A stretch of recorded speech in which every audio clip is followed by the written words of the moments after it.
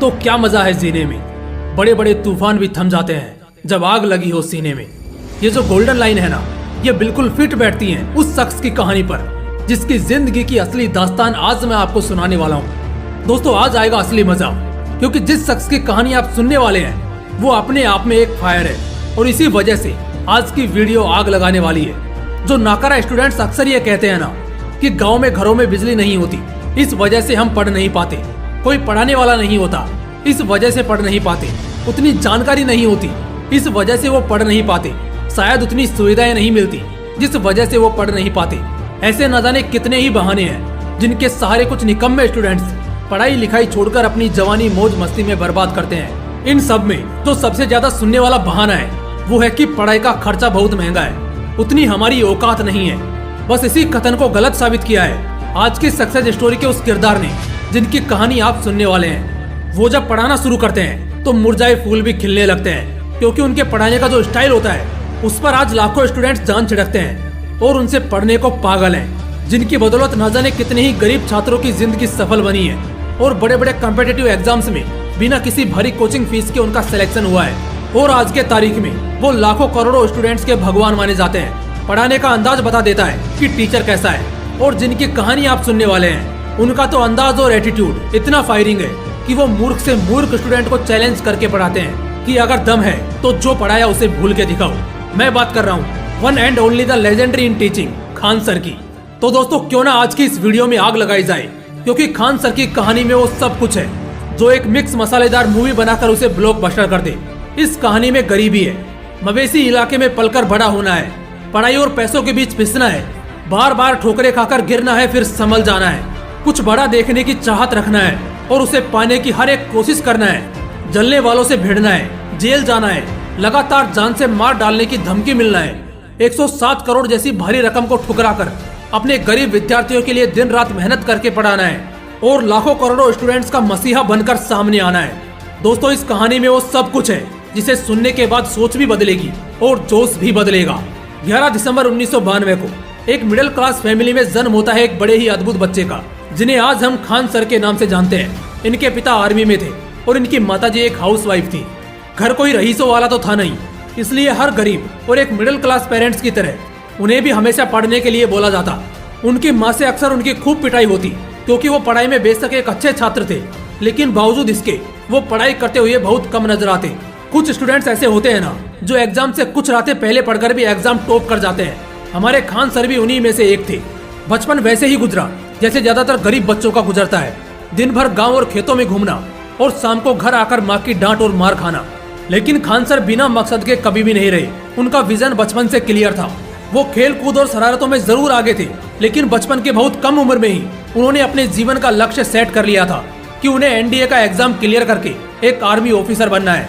यहाँ पर हमें खान सर से ये सीखने को मिलता है कि जीवन के शुरुआत में ही अपना लक्ष्य जरूर सेट कर लो। भले ही तुम दुनिया को भटके हुए लगो, लेकिन तुम अपने उस लक्ष्य को पाने की आस मन में जगाए रखो। खान सर कई इंटरव्यूज में अपनी शुरुआती पढ़ाई को लेकर कहते हैं कि 8th क्लास तक उनका पढ़ाई से बिल्कुल भी वास्ता नहीं था। वो बस नाम के लिए पढ़ते थे और बड़े कम नंबर लाते थे। लेकिन 9th क्लास में आने के बाद से उनको समझ आ गया कि बाकी सब मोह माया है। अगर आज पढ़ाई नहीं की तो कल कोई हाल चाल भी नहीं पूछेगा। बस इसी जिद के साथ उन्होंने उस छोटी सी एज में एनडीए की तैयारी करनी शुरू कर दी। जहां दूसरे लोग 10th पास आउट के बाद से एनडीए का सपना देखते हैं, मगर खान सर 9वीं क्लास से ही तैयारी में लग चुके थे। उन्होंने क्वालिफिकेशन भी कंप्लीट कर लिया था, मगर मेडिकल में वो बाहर हो गए। उनके दाएं हाथ का जॉइंट अनफिट था और अफसोस की बात यह थी कि वो कभी भी ठीक नहीं हो सकता था। यहाँ पर खान सर को बड़ा झटका लगता है, क्योंकि एक ऐसा ख्वाब जिसे आपने बहुत छोटी उम्र में देखा हो, उसके लिए खूब खून पसीने बहाए हो, मगर किस्मत में ग्रहण लगने की वजह से वो कभी पूरा ना हो पाए, तो जिंदगी से ही इंटरेस्ट हट जाता है। इसके बाद दोबारा किसी बड़े ख्वाब को पाने का सोचना तो दूर, इंसान ठीक से मैदान में उतर भी नहीं पाता।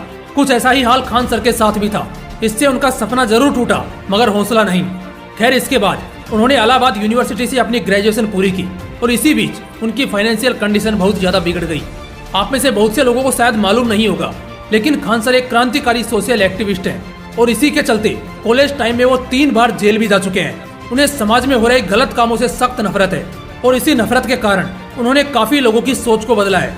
उनके एक दोस्त के कहने पर उन्होंने एक लड़के को होम ट्यूशन देना चालू किया। उन्हें उस वक्त बिल्कुल भी पढ़ाने के बारे में आइडिया नहीं था, और उस वक्त वो किसी भी रूप में एक टीचर नहीं लगते थे क्योंकि वो बहुत यंग थे।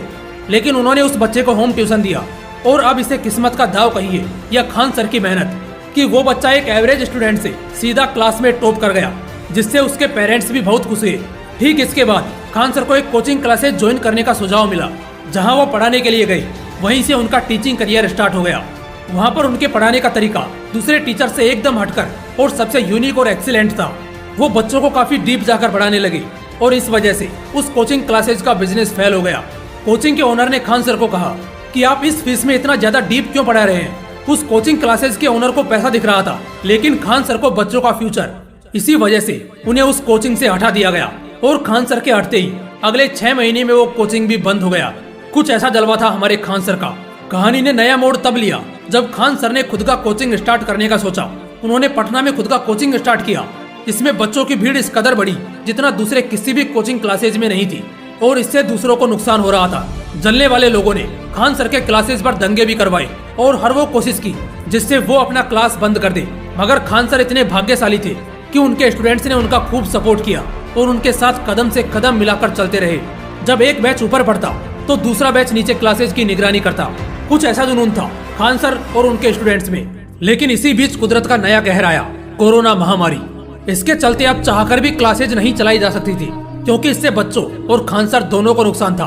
खान सर बहुत ज्यादा स्ट्रेस में थे क्योंकि एक तो बड़ी मुश्किल से जितना भी बचा कुचा पैसा था सब क्लासेज में इन्वेस्ट किया और बच्चों का एकेडमिक सेशन पूरा होने से पहले ही क्लासेज बंद करनी पड़ी। खान सर का पैसा कमाने का मकसद बिल्कुल भी नहीं था, लेकिन जरूरतें पूरी होना भी तो जरूरी है क्योंकि भूखे पेट ना तो टीचर पढ़ा सकता है और ना स्टूडेंट पढ़ सकता है। खान सर बताते हैं कि वो बिल्कुल डिप्रेशन की हालत में गंगा किनारे जा बैठे थे। उन्हें बिल्कुल समझ नहीं आ रहा था कि उन्हें क्या करना है। वो रात के 2:30 बजे तक यूं ही अकेले बैठे रहे और सोचते रहे।